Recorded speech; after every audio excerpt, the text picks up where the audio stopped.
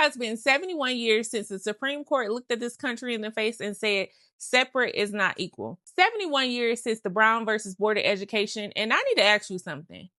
Why are Black and brown kids still getting a lesser education in 2026? Let me take you back. May 17, 1954, a little girl named Linda Brown could not attend public school 4 blocks from her home because she was Black. Her daddy was sued and the Supreme Court ruled 9-0. Chief Warren said that segregated schools generate a feeling of inferiority in Black kids that may affect their hearts and minds in a way that cannot be undone. So they knew the damage and they still ruled.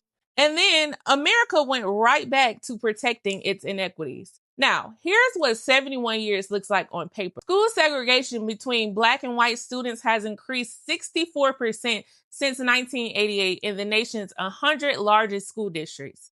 Not stayed the same, increased. School districts in high proportions of students of color receive on average $2,700 less in state and local funding compared to districts with fewer students of color. The average Black student, schools receiving roughly $3,000 below actually what it costs to give them an adequate education. Meanwhile, a white school is receiving $3,000 above what's adequate. And here is what makes it worse. States have been passing school finance reforms for 30 years claiming to fix the gap.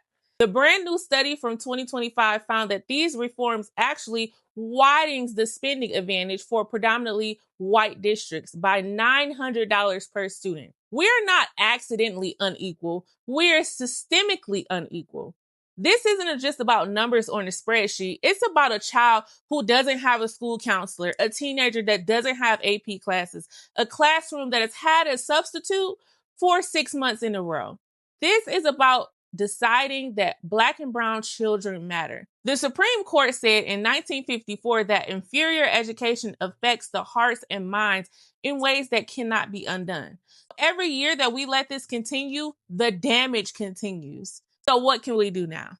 We know, we name it, and we stop calling it an achievement gap and start calling it what it is, an opportunity gap that's created by policy choices and not by children. We vote on those school board elections. We go to budget hearings. We ask our representatives how per pupil funding breaks down by race in our own school districts. We demand transparency.